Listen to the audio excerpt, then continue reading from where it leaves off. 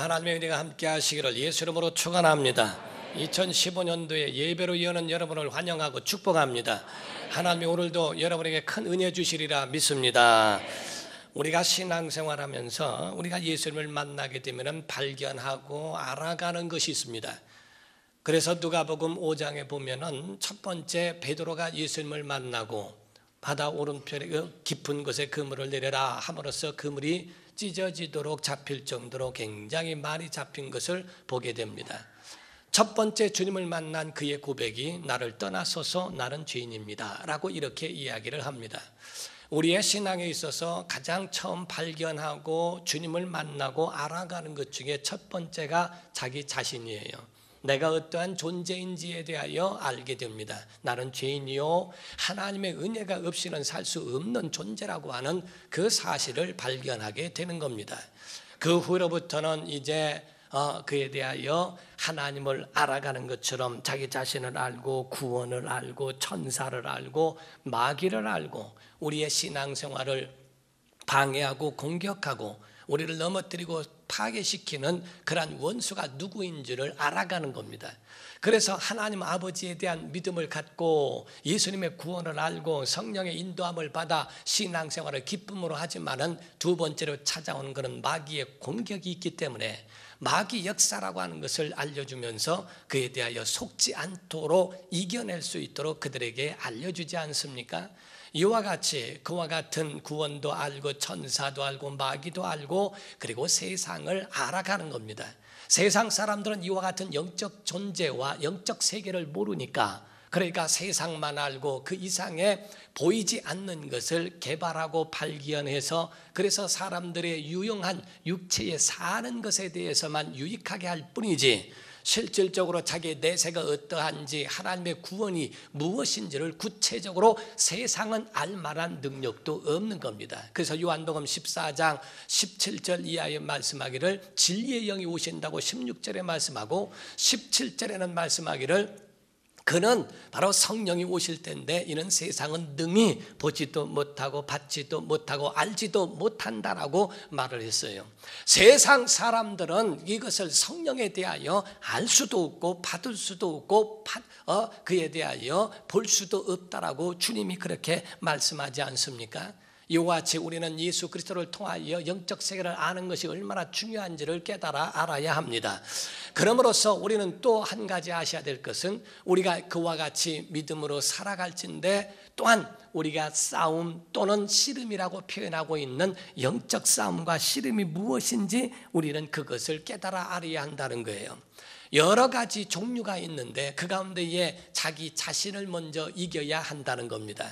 중독자들을 보면 자기를 못 이겼다 하는 얘기예요. 자기가 올라오고 있는 그러한 어떤 욕망, 그러한 정욕 같은 미움, 시기, 살인, 질투, 불평, 불만 이런 것들이 우리 속에서 올라오는 것을 이것을 막을 만한 그거를 다스릴 만한 능력, 자기 자신을 이길 만한 능력이 없다는 겁니다.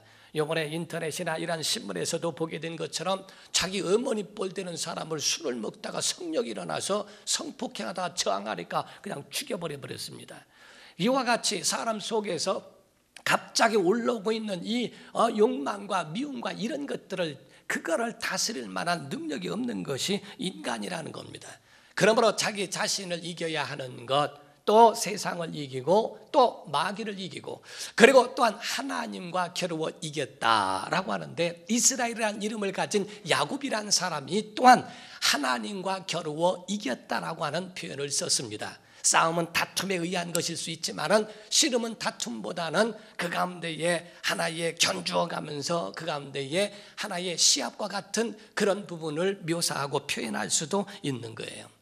믿음의 사람들이 신앙생활을 잘할 수 있는 것은 하나님의 말씀을 잘 배워 깨달아 알 때 바른 길로 인도받을 수 있고 신앙생활이 온전할 수 있습니다. 그러나 하나님의 말씀을 모르니까 이게 하나님의 뜻인지 내 뜻인지 내 마음인지 하나님의 마음인지 분별하지 못하니까 신앙생활이 희미해지고 신앙생활에 능력이 없는 것과 같습니다.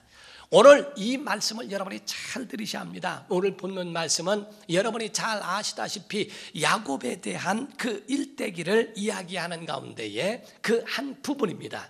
하나님과 씨름했던 야곱에 대하여 이야기하고 있는데 야곱의 삶이 얼마나 파란만장했을까. 오죽하면 요셉에 의하여 야곱이 초청받아 애굽으로 갔어요. 바로라고 하는 애굽의 임금을 대할 때에 그가 축복을 하면서 이야기합니다. 바로가 그의 연세 많음을 보고 말을 하죠. 당신의 연세가 얼마나 되느냐? 나는 130년이요 험악한 세월을 지냈습니다. 아니 그같이 축복을 받은 사람이 어디 있는데 야곱은 얼마나 파란만장한 인생이었는지 내가 험악한 세월을 지냈다고 그렇게 고백을 합니다. 그런 태어날 때에 자기 형님의 발뒤꿈치를 잡았다고 해서 야곱이란 이름을 갖게 되었어요. 둘째로 태어난 것 쌍둥이임에도 불구하고 둘째로 태어난 게 얼마나 마음속에 한스럽던지 성장하면서 자기가 장자권을 갖기를 사모합니다. 나중에는 형이 사냥하고 돌아올 때 배고픈 거를 틈을 타서 팥죽을 만들어 놨다가 와서 야 그거 먹게 하라. 그럼 장자권 나에게 팔아라. 아 그래 뭐 장자권이 문제냐 내가 죽게 생겼는데 하고 장자권을 또 팔아버리게 만들고 그거를 취하게 됩니다. 그 후에 아버지의 승인을 얻기 위해서 아버지께 속이고 들어가 형 행세를 하고 축복을 대신 받습니다. 그것으로 인하여 형의 미움을 사고 이제 도망자 신세가 되어 라반이라고 하는 외삼촌 댁에 가게 되었는데 거기서 라헬이라고 하는 그 여인을 만나 그 여인을 취하기 위하여 14년을 그 가운데에 머슴 생활을 하게 됩니다. 그 다음에 재산을 널리 갖게 되었고 이제 라반이라고 하는 자기 외삼촌이 자기를 안 보낼 것 같아서 야반 도주를 해서 도망 나오게 되죠. 그래서 그가 돌아오는 그래도 나름 성공해서 돌아오는 그 가운데 있는 겁니다.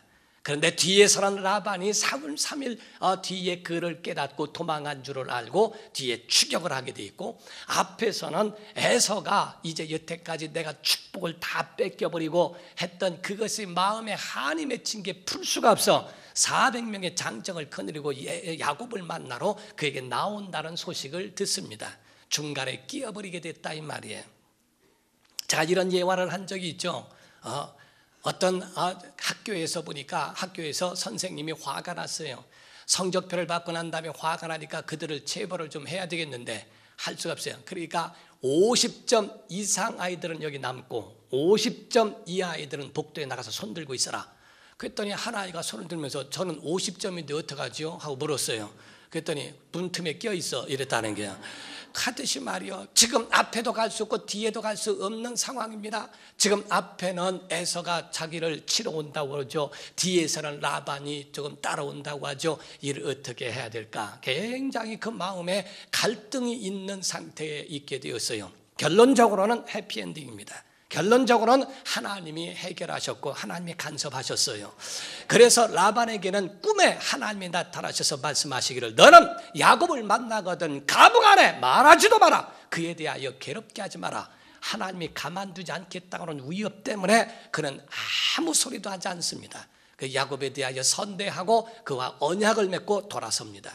이제 에서와의 그런 맞닥뜨려야 되는 그 상황만 지금 남아있게 되어서 그래서 할 수 없이 이 야곱은 자기의 마음을 갖고 그 자기의 생각대로 그 가운데 뇌물을 쓰기 시작을 했어요.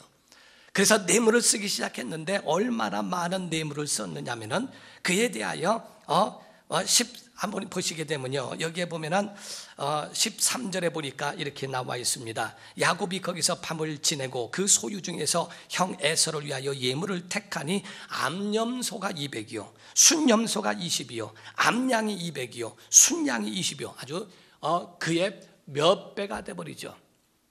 그러니까 여기서 암염소가 200인데 순염소는 20밖에 안 됩니다.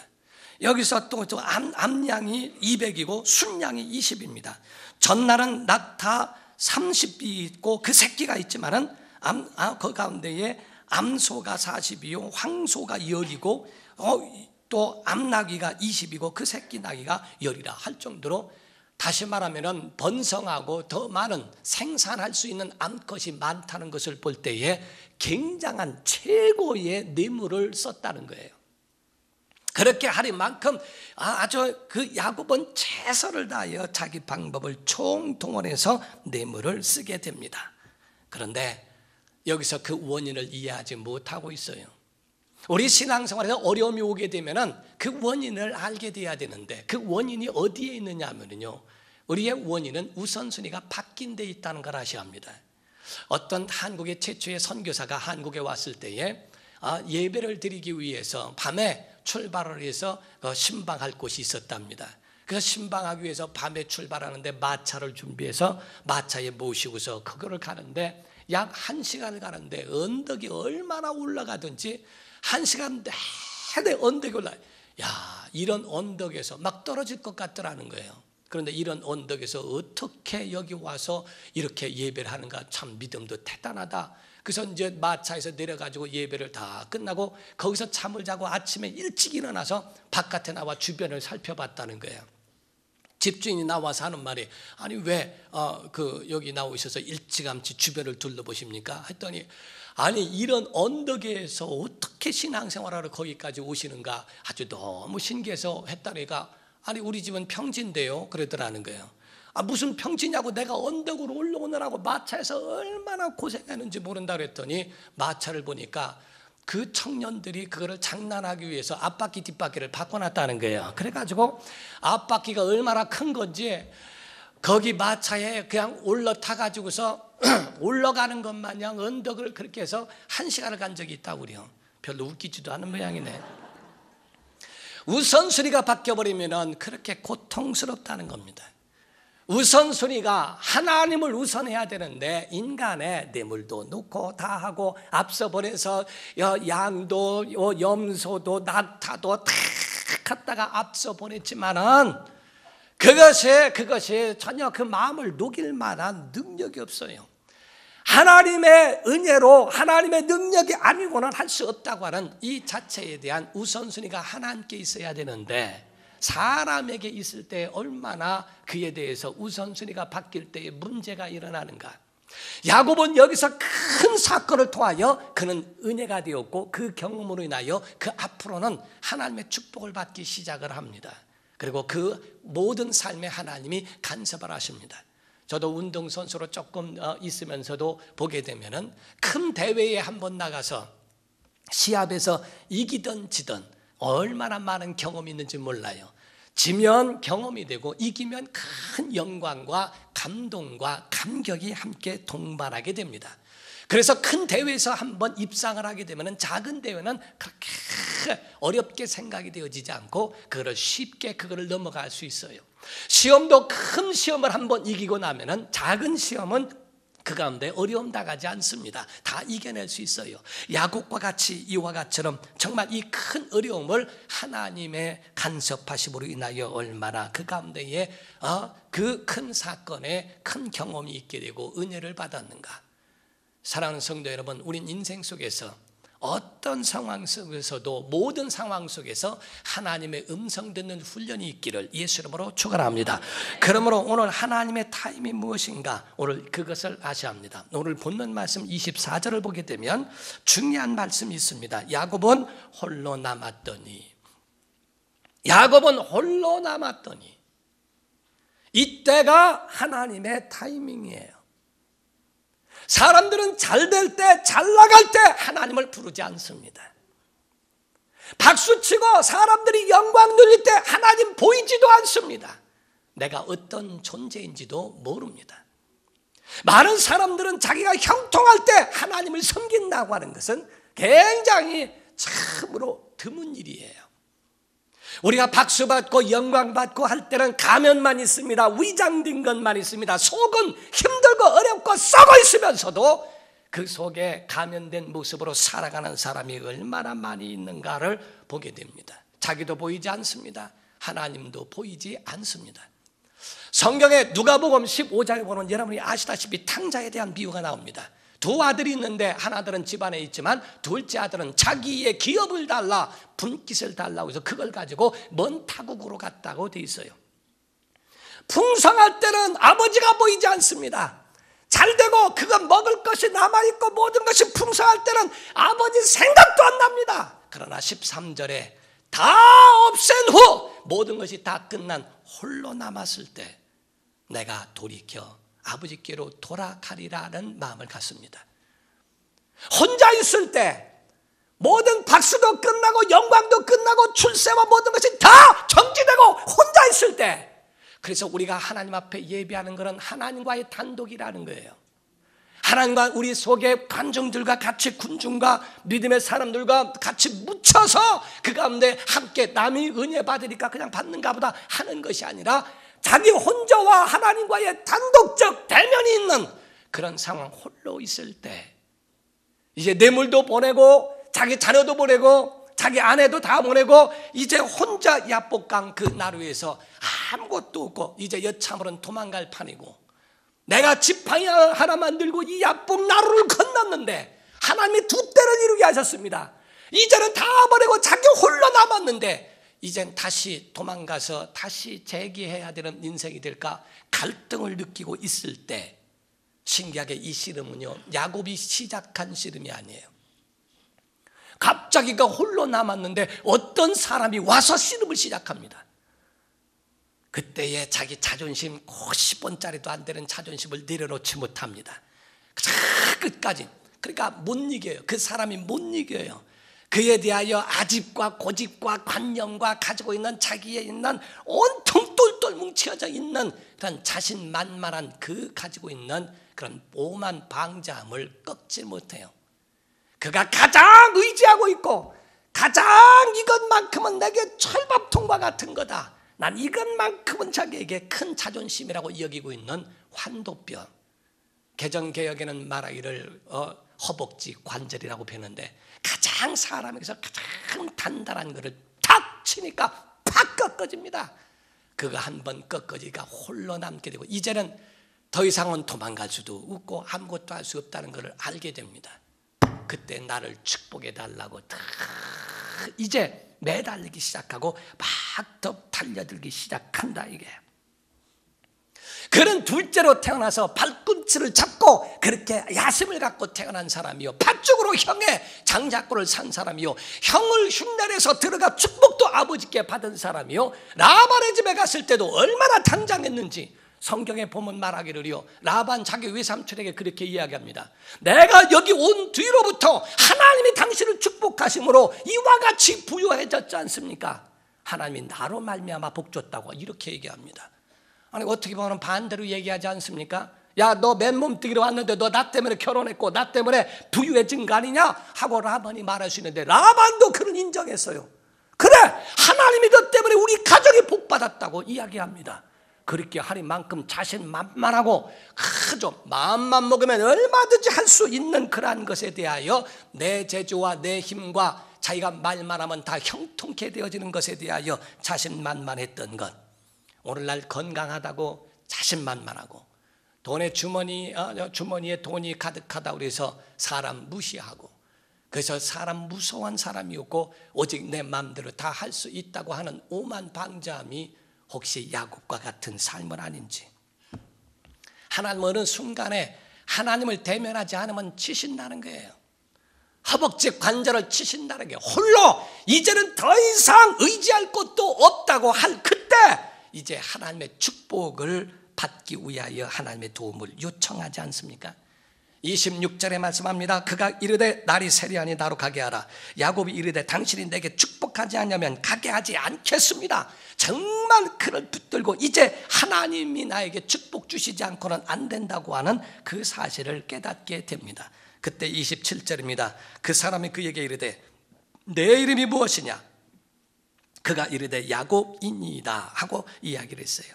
야곱이란 말 자체가 발 뒤꿈치를 잡았다, 한마디로 약탈자, 강도, 사기꾼이란 뜻입니다. 내가 내 힘으로 내 술수로 내가 사람을 속여 그래서 축복도 빌려받았고 내가 그거로 취한 사람, 그런 야곱의 이름을 갖고 있다고 이야기하죠. 그때에 천사가 이야기합니다. 여기 성경에 보면은 호세아서는 이 야곱에 대하여 천사가 야곱을 만났다고 이렇게 되어 있고요, 여기서는 사람이라고 표현했고 성경이 또 마지막에는 하나님과 겨루어 이겼다 이렇게 표현했어요. 하나님이 천사를 사람의 모양으로 보내서 야곱과 씨름한 관계를 이야기한 거죠. 내 이름이 뭐냐? 야곱입니다. 야, 야곱이면 뭐 나에게 축복을 빌 필요가 있냐? 야곱인데, 내가 사기꾼인데, 내가 약탈하고 내가 다 속여서 취하고 내 재주와 내 힘으로 살았지 않느냐? 한 그 얘기예요. 그러나 야곱에게 말씀합니다. 이제는 내 이름을 야곱이라 하지 마라. 나 지금부터는 내가 간섭했고 내가 다스렸으니 이제부터는 이스라엘로 변화시켜라 라고 말합니다. 이스라엘은 하나님이 다스려 주신다는 겁니다. 하나님이 간섭하시겠다는 겁니다. 하나님이 책임져 주시겠다는 겁니다. 하나님이 너의 하나님이 되어주겠다. 염려하지 말아라. 내가 하나님과 겨루어 이겼잖느냐. 곧 내가 내게 허락을 받아 축복을 받아냈지 않느냐라고 말씀하는 거예요. 야복나루, 이 야복나루가 교회라고 하는 겁니다. 저는 우리 교회가 야복나루가 되기를 바랍니다. 라마나요 되기를 바랍니다. 쉴만한 물가가 되기를 바랍니다. 분이엘같이 하나님의 얼굴을 대면하는 장소가 되기를 예수 이름으로 축원합니다. 정말 야복나루같이 야곱의 몸부림쳐 하나님의 축복을 받았던 그 장소, 또한 라마나요과 같이 다윗이 성령의 감동하심으로 사울의 군대들이 와서도 그들이 성령의 감동에 받아 예언도 하고 막 그 가운데 충만함을 받았던 라마나요같이 바로 원수의 목전에서 상을 베풀어 주셨다고 하는 쉴만한 물과 같이 여기서 분이엘과 같처럼 하나님의 얼굴을 대한 그러한 곳과 같이 되는 것이 얼마나 중요한가. 우리의 삶도 마찬가지입니다. 저는 새해에 과거에 작년에는 여러분이 야곱의 삶과 같이 살았을지 몰라도 새해에는 이스라엘 같이 되기를 바랍니다. 여러분 과거에는 내 재주와 내 힘과 내 능력으로 살았을지 몰라도 오늘 이 시간 이후에 이스라엘 같이 하나님의 간섭과 하나님의 개입과 하나님의 다스림과 하나님의 능력으로 살기를 예수 이름으로 축원합니다. 그래서 31절에 보게 되면 뭐라고 이야기합니까? 그가 분이엘을 지날 때에 해가 돋았고 그의 허벅다리로 말미암아 절었더라. 그의 삶이 이제 그의 모습이 저는 인생이 됐지만은 그 절 때에 절어가면서 가는 그 자기의 모습을 볼 때에 얼마나 그는 감격스러웠을까. 내 다리를 치셔서 나는 비록 저는 자가 되었지만 내가 하나님과 대면하여 살았다고 하는 것. 내가 하나님을 만났다. 내가 이제 은혜 받은 사람이 이스라엘이 되어버렸다. 하나님의 축복을 받은 이제 믿음의 조상의 그 서열에 들어갔다고 하는 그 축복에 대한 감격이 얼마나 컸을까. 그의 흔적이 다리가 절었을 때 자기의 허벅다리 관절을 하나님이 치신 것에 대한 그 흔적을 볼 때마다 하나님이 나와 함께 하시고 이스라엘이라는 이름을 받았다는 것을 그거를 기억하지 않는가. 세상 사람들은 새해라고 이야기합니다. 그런데 성경은 말하기를 전도서 1장 1절부터 해 아래 수고한 것은 다 헛되다고 말합니다. 해 아래, 아니 2014년도에 떴던 해는 2015년도에 무슨 치장을 하고 다시 나옵니까? 그 해가 또 이번 뜨는 거고 그 해가 어제 떴던 거 또 뜨는 거고 계속 그건 뜨는 건지 우리만 새해라고 말하는 거죠. 그래서 해 아래 수고는 다 헛되다, 다 사라지고요 흙으로 돌아가고 끝난다는 거예요. 그러나 믿는 사람들은 해 아래 수고가 아닙니다. 주 안에서 수고입니다. 하나님의 영광 아래에서의 수고입니다. 그래서 하나님의 영광 가운데 있는가. 그래서 이 야곱은요 자기가 그때 걸어 31절에 그가 분이엘을 지날 때에 해가 돋았다 하는 것은 이전의 해가 아니라는 게요. 내가 주님 만난 다음에 해는, 태양은 하나님의 얼굴 같다는 거예요. 내가 하나님의 얼굴을 대함과 같다. 떠오르는 태양이 그냥 옛날의 태양이 아니라 환경은 변한 것이 없어도 내가 주님을 만났고 그 은혜를 받았으니 그 태양이 하나님의 얼굴이라고 표현할 수 있습니다. 사랑하는 성도 여러분, 저는 정말 올해가 하나님의 얼굴을 대하는 해가 되기를 바랍니다. 하나님의 축복이 있고요, 하나님의 은혜가 넘치고요, 야곱의 인생이 아니라 이스라엘의 인생으로 살기를 바랍니다. 사망이 아니라 생명으로 옮겨져야 합니다. 절망이 아니라 희망으로 올라가야 됩니다. 어둠이 아니라 하나님의 영광 가운데 살기를 예수 이름으로 축원합니다. 자, 나는 하나님의 행복으로 행복하리라. 나는 하나님의 행복으로 행복하리라. 시작. 나는 하나님의 행복으로 행복해. 시작. 나는 하나님의 행복으로 행복해. 시작.